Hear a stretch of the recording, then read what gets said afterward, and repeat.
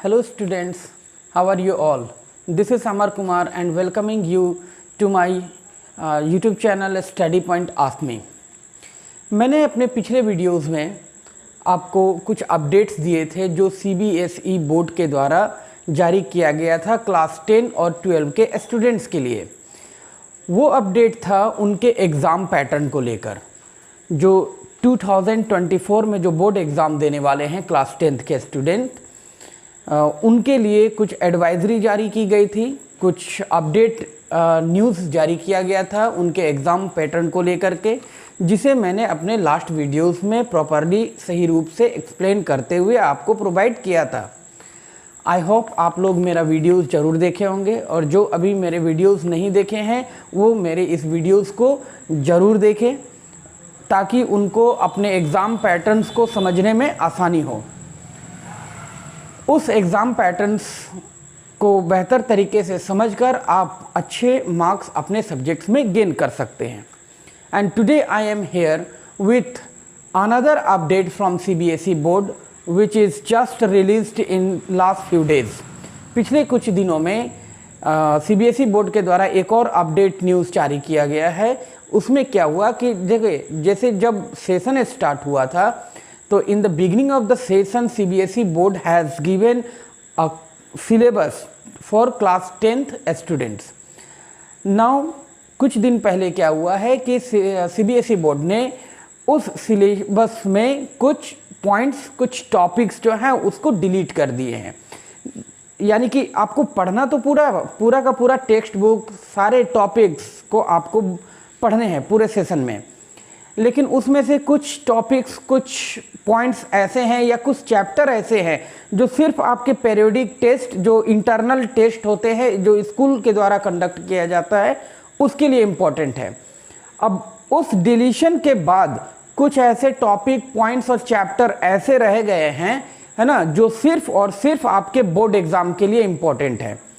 देखिए स्टूडेंट्स, मैं तो यही कहूँगा कि अगर आप नॉलेज के लिए देखते हो तो आपका पूरा का पूरा टेक्स्ट बुक पढ़ना बहुत ज़रूरी है, बहुत ज़रूरी है। और उसके लिए मैंने अपने पिछले लास्ट वीडियोस में बताया है कि NCERT की बुक का कमांड होना आपके लिए बहुत ज़रूरी है। Today I am here with that update for the syllabus. तो उस सिलेबस से लेकर के मैं कुछ अपडेट्स आपके साथ आज यहाँ पर प्रेजेंट हूँ, और मैं अपने वीडियोस के थ्रू एक सब्जेक्ट्स, हर पार्टिकुलर सब्जेक्ट्स पे आपको एक कंप्लीट अपडेट सिलेबस को लेकर के दूंगा, आपको बताऊंगा। And today I am here with the CBSE class 10 board exam 2024 newly updated syllabus for social science.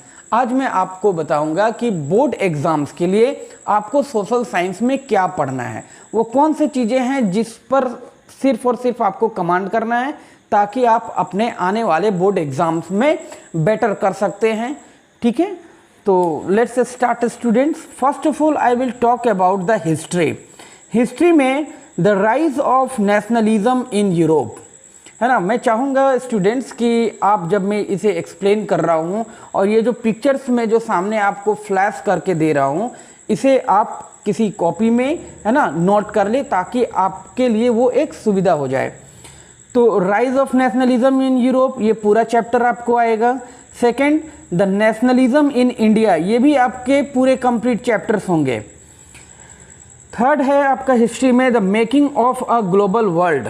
इस चैप्टर्स में स्टूडेंट्स जो सब टॉपिक है पॉइंट 1 से लेकर के 1.3, बस इतने कंटेंट से ही आपके बोर्ड एग्जाम्स के लिए इम्पॉर्टेंट है। बाकी के सारे कंटेंट्स आपको बोर्ड एग्जाम्स के लिए नहीं पढ़ना है।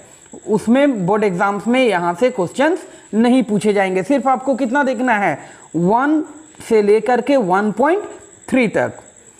उसके बाद द एज ऑफ इंडस्ट्रियलाइजेशन जो है, ये आपके बोर्ड एग्जाम्स में नहीं पूछे जाएंगे। And the last chapter is the print culture and the modern world. ये भी एक इम्पॉर्टेंट चैप्टर है स्टूडेंट, इससे कुछ भी डिलीट नहीं किया गया है, और ये पूरा का पूरा चैप्टर जो है वो आपके बोर्ड एग्जाम्स में आएंगे। यानी कि हिस्ट्री में एक हो गया rise of nationalism in Europe, second हो गया नेशनलिज्म इन इंडिया, और थर्ड हो गया print culture and modern world. ये 3 ऐसे चैप्टर हैं जिससे कोई भी तरह का किसी भी टॉपिक्स को डिलीट नहीं किए गए हैं, पूरा का पूरा ये तीनों चैप्टर आएगा। और एक जो है the making of a global world, उस सॉरी स्टूडेंट्स, उसमें से सिर्फ 3 कंटेंट्स जो है आप सब टॉपिक्स जब आप बुक्स खोलोगे देखोगे तो 1 से लेकर के 1.3 तक के जो टॉपिक्स सब टॉपिक्स है ये आपके बोर्ड एग्जाम्स में पूछे जाएंगे। Now let's move to geography.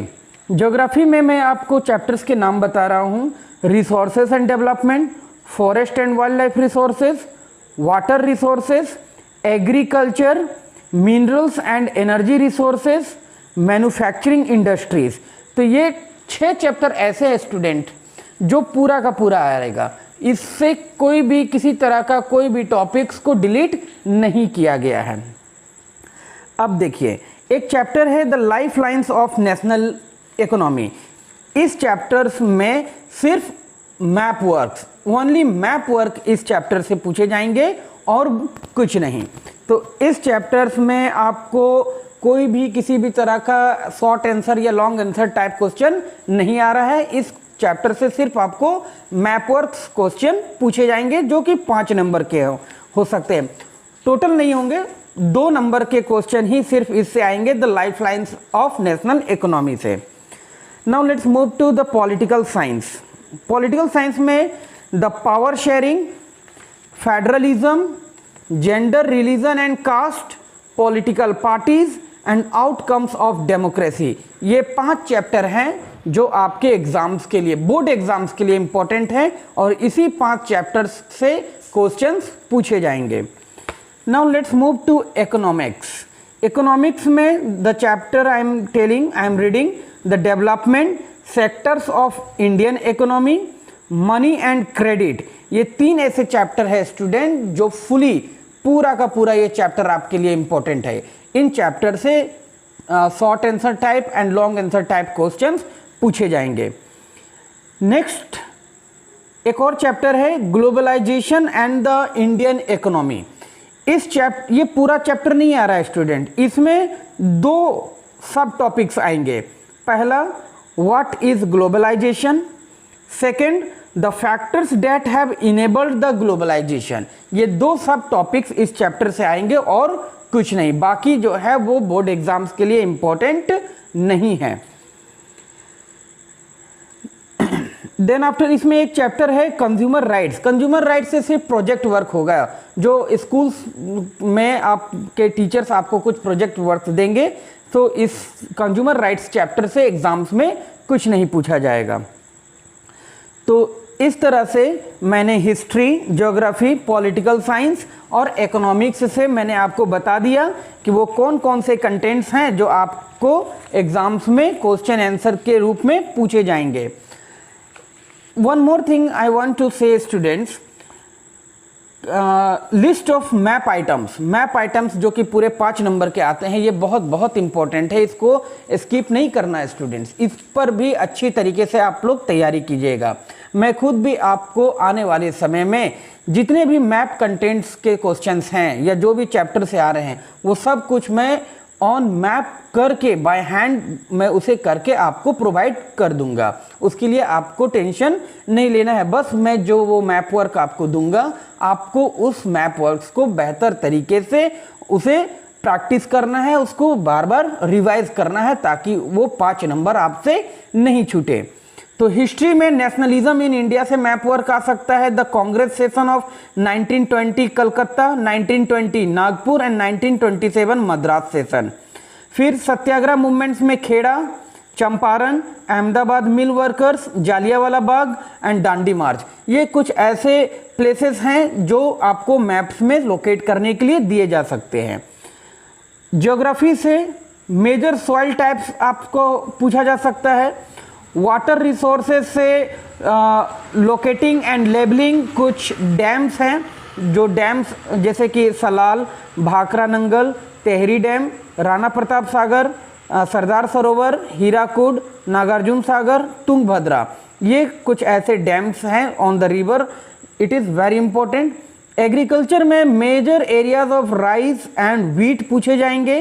Largest and the major producer states of sugar cane, tea, coffee, rubber, cotton and jute. ये बहुत इंपॉर्टेंट है, इसको आप बेहतर तरीके से प्रैक्टिस कीजिएगा, यहाँ से क्वेश्चंस आएंगे।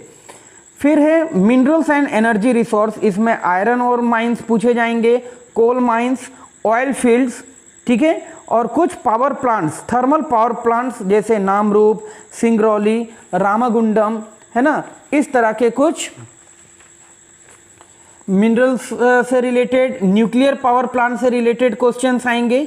मैन्युफैक्चरिंग इंडस्ट्रीज से कॉटन टेक्सटाइल इंडस्ट्रीज, है ना, आयरन एंड स्टील प्लांट्स और सॉफ्टवेयर टेक्नोलॉजी पार्क्स से क्वेश्चंस दिए जा सकते हैं। और life lines of national economy से आपको मेजर सी पोर्ट्स और फिर इंटरनेशनल एयरपोर्ट्स दिए जाएंगे। तो ये एक कंप्लीट सोशल साइंस का सिलेबस है स्टूडेंट्स, जो मैंने आपको प्रोवाइड किया। आप मेरे इस वीडियो को ज़रूर देखें, है ना, स्किप ना करें, पूरे वीडियो को प्रॉपरली वॉच करें ताकि ये आपको समझने में बेहतर हो और आप इसको समझ करके अपने बोर्ड एग्जाम्स के लिए बेहतर तरीके से प्रिपरेशन कर सकें। So this is all for today students. Thanks for watching my this video.